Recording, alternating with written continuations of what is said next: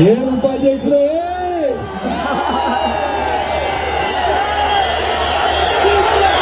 ಎಲ್ಲ ಅಣ್ತಂದಿರ್ಗೂ ನಮಸ್ಕಾರ, ಅಕ್ಕಂದಿರ್ಗೂ ನಮಸ್ಕಾರ. ಇದು ಆಯ್ತಿರೋಣ ಒಂಚೂರು. ಅಪ್ಪ ಸುಮ್ಮನೆ ನಿಮ್ ಸೌಂಡೇ ಕಳ್ಸುತ್ತೆ. ನಾನು ಒಂಚೂರು ಮಾತಾಡ್ಬಿಡ್ತೇನೆ, ಆಮೇಲೆ ಕೂಗಾಡುವ.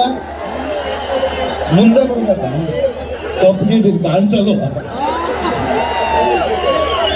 ಇದು ನಾನು 2ನೇ ಸಲ ಬರ್ತಾ ಇರೋದು ಈ ಸ್ಟೇಜ್ಗೆ. ಅಂಬರೀಷ್ ಅಣ್ಣ ಮಂಡ್ಯದು ಸುವರ್ಣ ಮಹೋತ್ಸವ ಮಾಡಿದ್ರು, ಅವಾಗ ಒಂದ್ಸಲ ಅಂಬರೀಷ್ ಅಣ್ಣಗೋಸ್ಕರ ಬಂದಿದ್ವಿ. ಈಗ ನಮ್ಮ ದರ್ಶನ್ ಸರ್ಗೋಸ್ಕರ ಬಂದಿದ್ದೀವಿ. ಮೊದಲನೇದಾಗಿ ಎಲ್ರಿಗೂ ರೈತರ ದಿನಾಚರಣೆಯ ಶುಭಾಶಯಗಳು. ಇವತ್ತಿಗೆ ಕಾಸಿದ್ದವನು ಕಾರಿದ್ದವನು ಈ ಥರದವನು ಶ್ರೀಮಂತ ಅಂತಾರೆ. ನಿಜವಾಗ್ಲೂ ಹೇಳ್ತೀನಿ, ಇನ್ನೊಂದು 20-30 ವರ್ಷ ಹೋದ್ರೆ 2 ಎಕರೆ ಜಮೀನು ಇಟ್ಕೊಂಡಿರೋ ನಿಜವಾದ ಶ್ರೀಮಂತ. ದಯವಿಟ್ಟು ಯಾರೋ ಈಗ ಸುಮ್ಮನೆ ಅದು ಇದು ಯಾರೋ ಅಕ್ಕಪಕ್ಕ ಮಜಾ ಮಾಡ್ತಾರೆ ಅಂತ ಅವ್ನ ಶೋಕಿಗೋಸ್ಕರ ಜಮೀನು ಮಾರ್ಕೊಂಡು ಒಬ್ರು ಶೋಕಿ ಮಾಡ್ಬೇಡ್ರಿ. ದಯವಿಟ್ಟು ಉಳಿಸ್ಕೊಳ್ರಿ. ಮುಂದೆ ರೈತರಿಗಿಂತ ಇನ್ನೊಬ್ಬ ದೊಡ್ಡ ಶ್ರೀಮಂತ ಯಾರೂ ಇರಲ್ಲ. ಕಾಟೇರ ಬಗ್ಗೆ ಮಾತಾಡಕ್ ಬಂದ್ರೆ ಈಗ ನೋಡಿ, ಎಲ್ಲಾ ತರ ಸಿನಿಮಾಗಳು ಎಲ್ಲಾನು ನೋಡ್ತಾನೆ ಇದೀವಿ. ಬಟ್ ಒಂದು ಸಾಮಾಜಿಕ ಕಳಕಳಿ ಇರೋಂಥ ಚಿತ್ರಗಳನ್ನ ಮಾಡೋದು ತುಂಬಾ ಕಡಿಮೆ ಆಗ್ತಿದೆ. ಯಾರ್ಯಾರು ಮಾಡಿದ್ರೆ ಅಷ್ಟೊಂದು ರೀಚ್ ಆಗಲ್ಲ. ಬಟ್ ಒಂದು ದೊಡ್ಡ ಸ್ಟಾರ್ ಆಗಿ ನಮ್ಮ ಡಿ ಬಾಸ್ ಅವರು ಒಂದು ಕಾಟೇರ, ಒಂದು ರೈತರ ಬಗ್ಗೆ ಕಾಳಜಿರೋ ಸಿನಿಮಾನ ಮಾಡ್ತಿದ್ದಾರೆ. ಇದು ತುಂಬಾ ಚೆನ್ನಾಗಿ ರೀಚ್ ಆಗುತ್ತೆ. 29ನೇ ತಾರೀಕು ಕಾಟೇರ ಬರ್ತಾ ಇದೆ.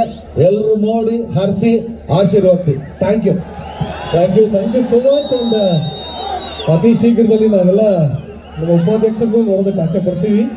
Thank you. ಈಗ ನಮ್ಮ ಇಡೀ ಮಂಡ್ಯ ಜನತೆಯ ಒಂದು ರಿಕ್ವೆಸ್ಟ್ ಇದೆ, ಒಂದು ಬೇಡಿಕೆ ಇದೆ.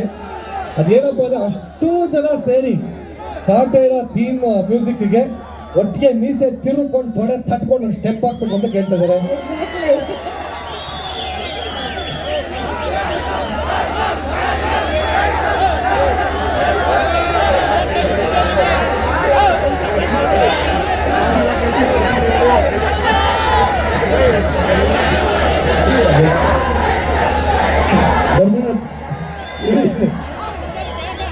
ಹಾಗೆ ಉಪಾಧ್ಯಕ್ಷರು ಅಂತ ಹೇಳ್ತಿದ್ದಾರೆ.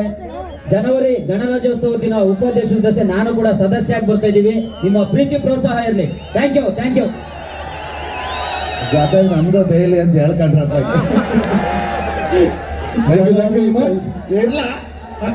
ಆಯ್ತಾಯ್ತು. ಜನವರಿ 26 ಗಣರಾಜ್ಯೋತ್ಸವಕ್ಕೆ ಉಪಾಧ್ಯಕ್ಷರ ಬರುತ್ತೆ. ದಯವಿಟ್ಟು ನೋಡ್ರಪ್ಪ. ನ್ಯಾಯ ಅಂದ್ರೆ ನ್ಯಾಯ,